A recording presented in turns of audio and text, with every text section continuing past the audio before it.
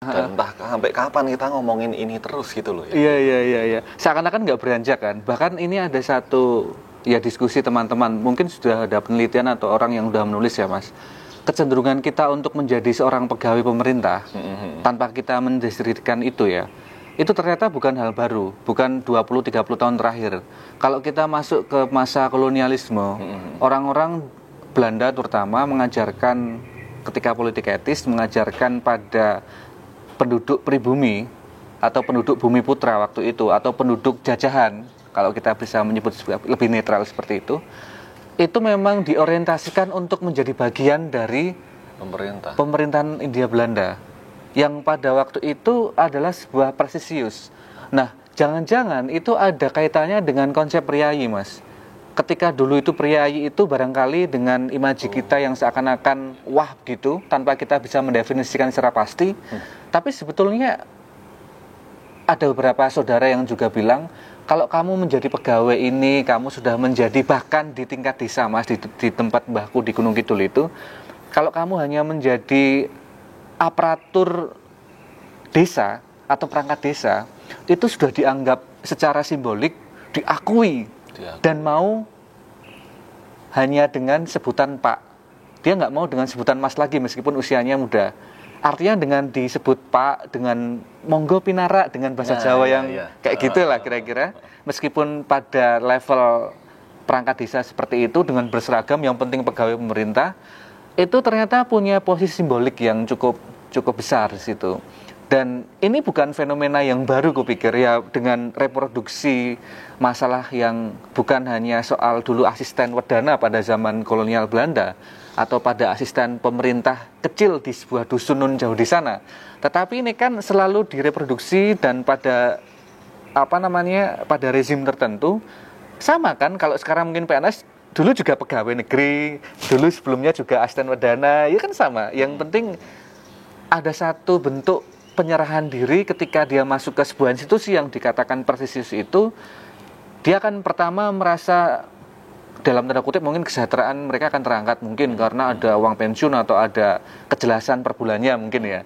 Tapi di sisi yang lain ada sisi simbolis yang mereka itu justru ingin dianggap. Dengan mereka masuk seperti itu berseragam, lalu tindak tanduknya berbeda.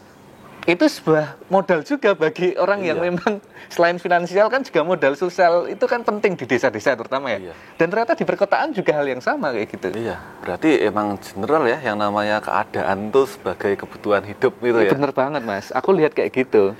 Nah akhirnya pendidikan tuh jadi untuk mengadakan apa sih? Mengadakan hal-hal yang bersifat kelihatan atau fisik atau yang bersifat non fisik gitu. Intelektualitas kayak misalnya ya. Temanku pernah cerita soal montir mekanik gitu. Oh no mas, ada mas perbedaannya mekanik yang sekolah mesin sama yang otodidak gitu. Yaitu dari attitude, dari cara penyampaian masalahnya mesin gimana, sistematikanya sistematis dialognya gitu, atau runtutan itu ya, runtutannya dia ngobrol itu ya. Itu kan hal-hal yang sangat berharga, sangat mahal itu ya kalau dipikir. Tapi kita nggak pernah melihat itu, gitu kan? Ya, strata sosial, kurasa menutupi itu semua. Gitu sih. Dan aku melihatnya gini Mas Tejo, ada satu hal yang sama dan kesinambungan lah antar periode. Kalau periode ini kita spesifikasikan ke periode zaman atau periode pemerintahan kalau kita lebih teknis gitu. Ketika mereka di dunia pendidikan itu hanya diajarkan pada materi tertentu yang bukan dari atau berangkat bakatnya mereka masing-masing, maka aku yakin pendidikan semacam itu hanya akan menghasilkan lulusan yang pragmatis.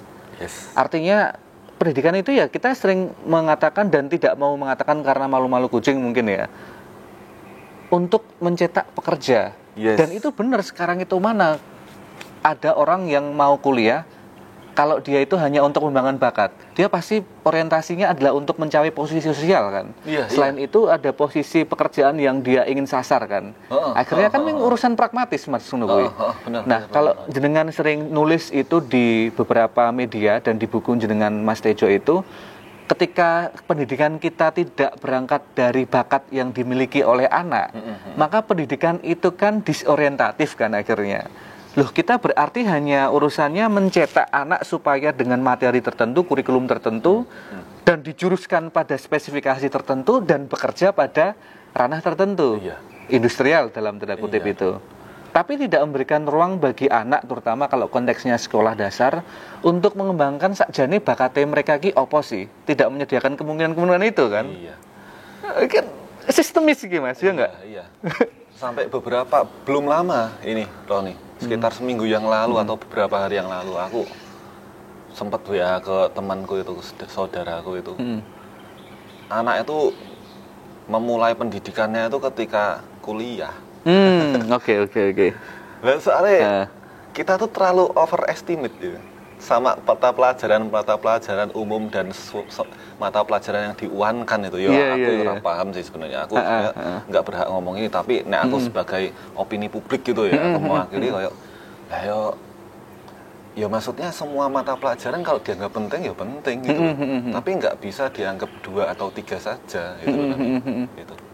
Dan akhirnya aku merasa, buat apa dulu aku di SMP yang dianggap ini atau di SMA yang berbasis internasional itu.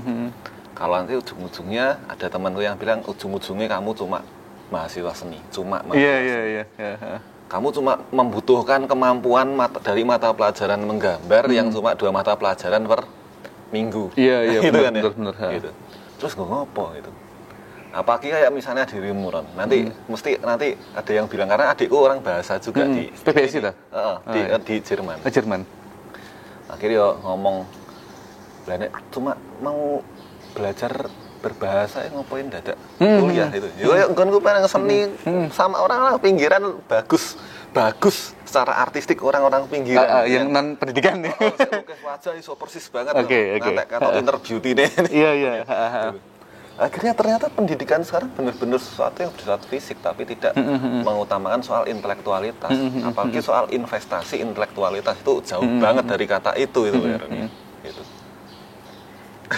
Iya benar Mas, aku lihat memang ada kecenderungan itu kan. Akhirnya kan menarik ketika hanya merasakan dunia pendidikan ketika di kuliah. Mungkin karena di sebelum-sebelumnya mereka tidak mengalami penyadaran atau mungkin tidak disadarkan ya dengan kahanan seperti itu. Di kuliah akhirnya kan agak sedikit terbuka kemungkinan-kemungkinannya sehingga dia akan tahu posisinya dia di mana sekarang.